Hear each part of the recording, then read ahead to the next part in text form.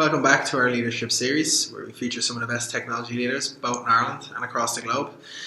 This week we feature Tyler Patterson, who's had an amazing career to date. He shares some of his insights as well as his non-negotiables as a technology leader.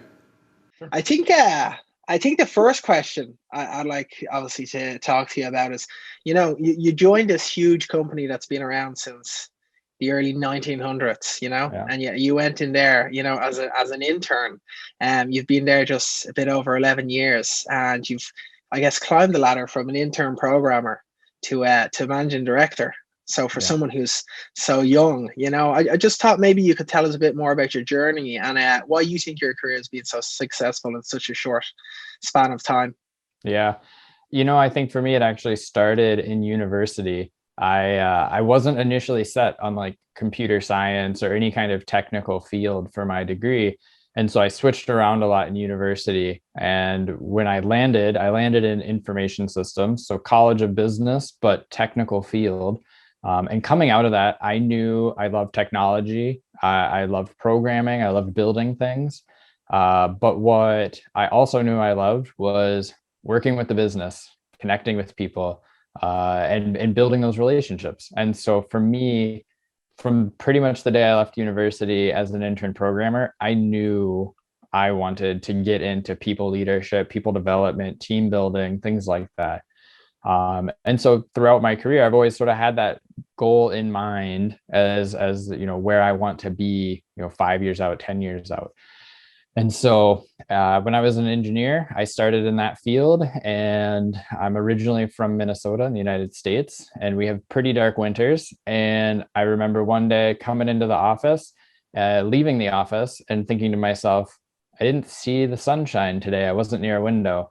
And it was that next day I went to my boss and said, hey, I love coding, but I need to get out and meet people. And so I made that switch into business analysis, getting in front of customers, getting in front of our users, and really leveraging my skills there to eventually build that into, team leadership, product ownership, and then eventually getting offered the opportunity to actually move into Europe, open a new office in Poland, and then, a couple months ago, make the move and open an office here in Cork. So really excited about it. And for me, that transition was always something that was in the back of my mind that I wanted to do, and have just been a constant focus for me throughout my career. Yeah, that's brilliant. And I think, look, as you say, transition is so important, and adaptability, and as well as that, I guess risks. Every leader needs to take risks. Would you say that if you could pinpoint maybe one of the most important risks that you've ever taken, and how it's either landed or how you pulled it off? Yeah. I mean, the easy one for me is going to be making the move, over the ocean, leaving the US, leaving my family, leaving my friends, and making the move to Europe. I actually took the job after spending just 48 hours in Poland. We went on a work trip, and at the end of the work trip, they said, hey, we want to open this office. Do you want to make the move? Do you want to do this? Not like work trips or sightseeing events, right? You don't get a feel for the people, the culture, everything like that. But it took some thinking, and I ultimately made the leap, though, to make the move. And it's been one that I've been so excited that I did. But definitely the scariest thing I've done, definitely the biggest risk I've taken, because packing up your whole life and moving it is a big, big shift. And it definitely was one that could have not worked out so well. But it's ultimately one that I really couldn't have been more excited about. So. Yeah, no, brilliant. Definitely a risk that was definitely worth it in the end. And I guess as a leader, and as you get promoted and climb your way up the ladder, I guess self-improvement and development is obviously very important. So what are the type of things that you do, I guess, to make yourself, better in your career and even as a person?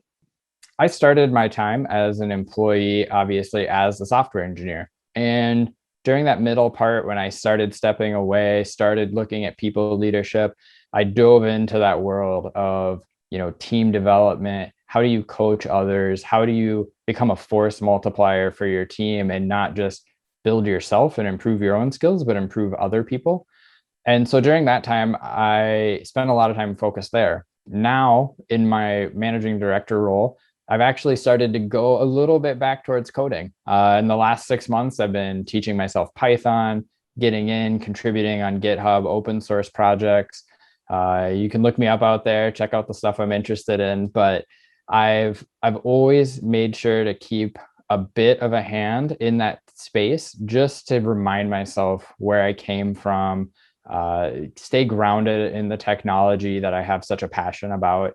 And for me, that development really never stops. And for me now, it's coming a little bit full circle, going back to the engineering roots that I had. But it was something I found that, like, a little bit like riding a bike, you come back to it and you're like, I remember these concepts. I remember how this works, and you can pick it up. Even if you do feel a little rusty at first, that development is, for me, both personally really satisfying, but also I think what keeps you relevant and engaged and helpful to your teams, your team members, your business, and in the marketplace in general.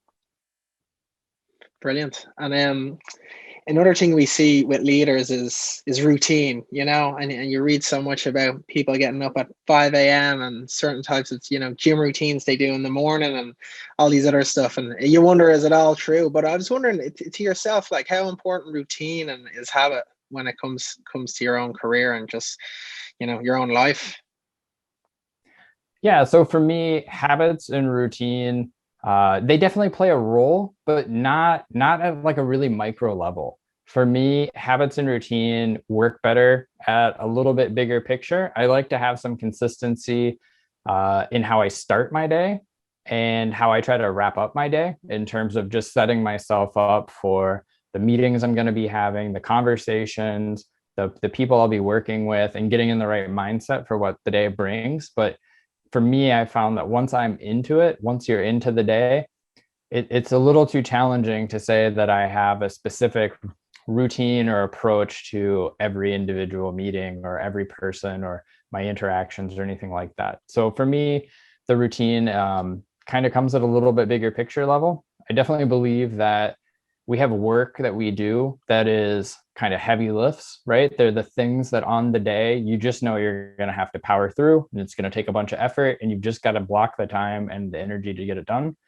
But I find a lot more things are successful as more those slow burns, things that you are always working on, you're always churning on. And so having that routine and process to make sure you're always thinking about them has been really key for me and how I work.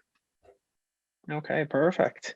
And just touching on, obviously, the company CH Robinson and setting up a tech center in Cork. Obviously, you must have done initial kind of assessments and thinking where to set up next. And I know the DevOps practice side of it is huge. So when you looked around and you came to Ireland and you looked at Ireland and then you looked at Cork, I guess what was it that attracted yourselves, that attracts so many US companies to Ireland? Yeah, so definitely when we were looking for where to expand our next technology office, we looked at a variety of locations. Ireland was an early selector just because of the culture, the fit that it had with the existing team that we have, the people that we met, how easy they were to work with. And when I think about specifically our draw to Cork, one of the things that impressed me the most was the sort of micro community of technology within Cork.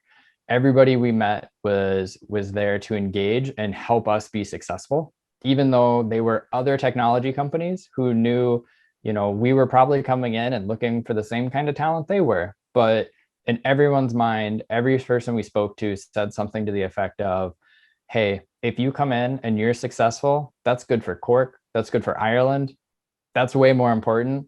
That is what we care about. So we're excited to see anyone who wants to come in and open their doors in our country, in our city. So that was something that was really, really exciting when we met people, and was a big reason that we landed in Cork, Ireland for our new office. Brilliant. Yeah, no, that's great. And I think, yeah, that's something that definitely resonates, even with myself and Neil setting up our business, that people, especially, in Ireland, are so helpful in pointing you in the right direction. Yeah, for sure. Even though you are the competition. So no, that's great. And I guess in terms of let's say the next 10 years for yourself in your career, in your life, are you thinking that far ahead and where you want to go and where you want to be? Yeah, I mean, it's always a tough question, I think. And it's one that for me just changed. I just had a newborn a couple months ago. And so being a new dad, that change in perspective on life is a big piece of it. Right now I'm loving the challenge of going out, establishing new offices, building teams, getting to know communities, and just building those relationships. I think whatever lies ahead for me in the next 5 years, the next 10 years is going to continue to encompass that for me.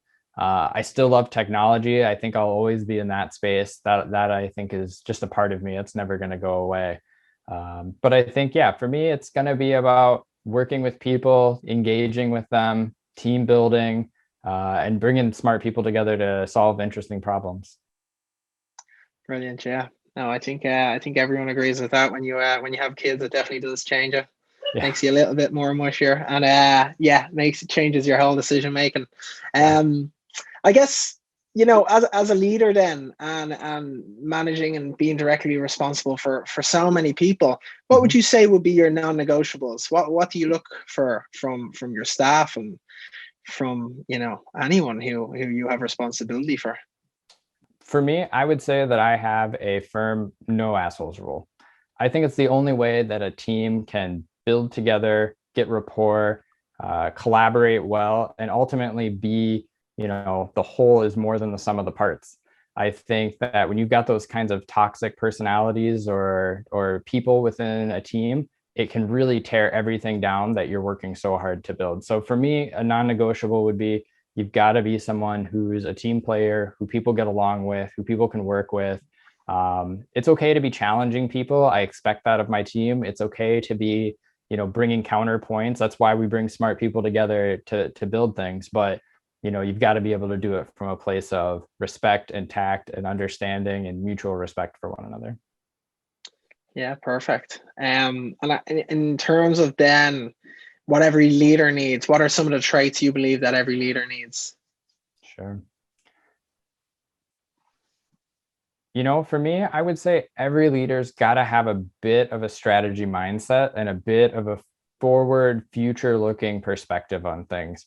I think that when I was at an individual contributor level, I was really happy to be, working on the stories I had, thinking about how I could deliver this work. And I was thinking at a day-to-day, maybe a sprint to sprint level sort of mindset. And I think the further you go in your career up that management and leadership chain, the more you've got to be thinking about the future and the strategy that gets you there, and how you can start assembling pieces ahead of your team to sort of set them up for success, 3 months, 6 months, a year down the road, so that they can continue to execute and be, successful in the work that they've got in front of them, and know that there's a future, that there's a path they're following, that there's a journey they're on to be successful. Perfect. And in terms of yourself and your own career, what's the hardest lesson you've ever learned? I think for me, the hardest lesson that I had to learn was learning to be okay with failure. For a long time in the early part of my career, I tended to take opportunities that were safe, but I knew I could execute on. And early on in my career, I got feedback from one of my managers that, like, hey, next year, my hope for you is that you fail at something. And for me, that was a big shock, because I viewed failure as, a negative, a bad thing, not something you want to be doing, not when you're going into your review. And so hearing that feedback was a big shock. And it took me a little while to really get comfortable with what that meant. It wasn't, hey, go purposely screw something up. It was push yourself into something uncomfortable, put yourself in a situation where success isn't defined, and try to make it successful, but understand that there's a real chance you might not. And that just means you're pushing yourself enough that you're operating on that cusp of, like, how great you can be, and where that edge is that maybe sometimes you're going to fail. And even if you do fail, it's about the learning from that situation. It's about what you got out of it and how you would take those experiences and improve in the future. So for me, adjusting to the idea that I should fail on occasion, probably, and that it's okay to fail, was a tough lesson early on, but I think ultimately one that really shaped where I am today, because I don't think I would have pushed as hard or gone as far as I have if I hadn't been, pushing the boundaries on things that I worked on. Yeah, no, that's it. If you don't fail, you don't learn. So yeah, no, very good answer. We might have touched on it because we've gone through kind of your career and the success. But would you say, is there one thing that makes you most proud when you look back on what you've achieved so far? Yeah, I would say what I'm most proud of so far in my career has been the first office that I opened. I'm not there anymore, but what made me really proud about that is the fact that I've been able to step away and that office has continued to grow and flourish. They've more than doubled the size since the time I was at that office. And so to me, that was such a good feeling to know that the team and the people that stayed there and carried forth that office were set up for success, that they were able to keep going. And to me, more so than the things we accomplished in the 2 years I spent there opening it, has been what they've accomplished in the last 6 months, growing and continuing to evolve. That to me is something I'm so proud of, are the people there and what that office has been able to achieve. Brilliant. Trying to think maybe a last question just on probably the future of leadership, given the pandemic, given everything that's gone on in the world, given remote working. Do you think that leaders have to adjust or have to change their approach in any way going forward? I think for sure. I think that the pandemic and just the general evolution of work is definitely forcing leaders to change. I think that for many leaders, that ability to walk around, engage with your team, and connect with them has become a lot more difficult, right? You're limited to webcams, you're limited to time zone differences and things like that have really injected a new twist on what for many people was a relationship that they could build up in person every day, whether it was just grabbing coffee, going for a walk, in one-on-ones, what have you. That's been a new twist for sure that I think is a big challenge for people. A lot of people feel comfortable in person and don't feel as comfortable on the camera, right? I think that that's a big hurdle for a lot of people. In addition, I think businesses are having to adapt. And so there's the whole navigating, corporate policy, if you will, around what are they requiring as far as being in the office, being remote, how much flexibility, and having to manage that dynamic of what employees want, how a manager is comfortable working, how a leader is comfortable working, and how a business has set itself up to accommodate this new world that we're all working in. I definitely think that's one of the biggest challenges out there. Can you give maybe any thoughts or practical advice? If you find yourself being put into a leadership role, you're aware that maybe the team isn't functioning optimally, what would you advise leaders to do to make sure that you arrive at that ideal place where it's everyone playing for the team and isn't kind of just going on solo runs? Sure. I think when you're building a team from scratch, you're in a unique opportunity to be able to meet every person you bring in the door, shape a team the way that you think it needs to be to deliver on whatever your goals are. I think the bigger challenge is when you're stepping into an existing team and you've got to gauge the skill set, gauge the personalities, gauge the relationships that exist in there. And let's be honest, not all the time are you going to walk into the perfect team, the perfect situation, the perfect personalities. There might be some things in there to manage and to work on. And for me, the biggest lesson that I've learned in that space has been to just listen.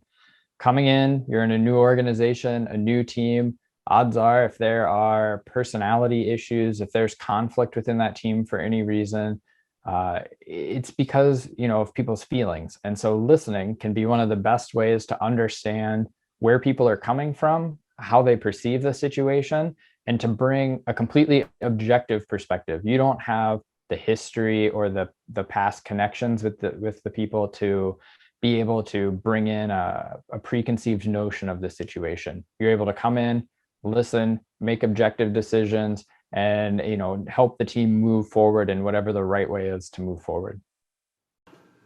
Thanks for tuning in. We really hope you enjoy that. If you have any feedback, make sure to leave it in the comments. Join us again in 2 weeks for our next leadership series. Hadfield Green. Nothing is impossible.